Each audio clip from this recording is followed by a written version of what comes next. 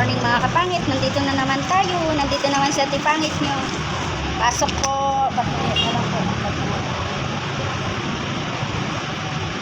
Dito po. Magbabalat na naman tayo ng apple. Ito, almusal ko. Walang pipino sa binibilihan ko. Walang pa daw deliver. Maganda to sa katawan mga kapangit. Apple. 10 piso lang to, nabili ko araw-araw ganito, 10 piso, 4 na piraso. Tapos babalatan ko. Ito yung aking inaalmusal. Kaysa sa tinapay, ito na lang po. Kasi yung tinapay, mabilis magbigay ng pampataas daw ng sugar. Kaya ito, apple, carrots, apple, pipino, maganda sa umaga. Problema doon sa binipilahan ko, wala pa raw deliver. No? Mamaya pa tanghali. Kaya ito na lang yung binili ko. Gusto nyo mga kapangit? Sarap nito. Apple. Kaysa magtinapay kayo, ito na lang. Kahit mga kakanin, mabilis daw magbigay ng taas na sugar. Kaya mag-apple na lang kayo.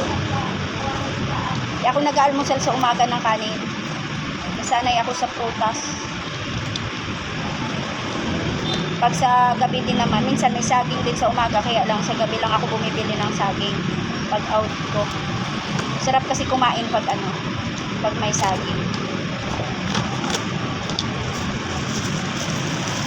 Gusto nyo mga kapangit? Sarap nito. Apple. 10 piso, 4 na piraso. Sa suki ko. Peras din, maganda. Minsan yung ang katuwang nito, peras. Ngayon, di ako nakabili ng peras. Maaga pa, wala pang gaanong customer. Pag may sakit ako, ito lang yung pagkain na mayroong lasa sa akin, apple. Pag nakakakain ako ng apple, pag ako, masama yung pakiramdam ko, pag nakakakain ako nito, may lumalakas na ako. Nabalatan ko na, nahugasan ko na, kaya dito ko nilagay sa plastic. Eto, kakainin ko. Pag sa trabaho tayo, kailangan natin mabilis ang kilos. Hindi ba pwede magpabagal-bagal kasi nasa duty man tayo. Kaya ito, hinugasan, pagkahiwa ko, hinugasan ko. Ito na yung binili kong apple, 4 na piraso, 10 piso. Maganda sa katawan, pang almusal, kaysa tinapay ang kainin, hindi ito na lang. Ito po, matamis naman siya.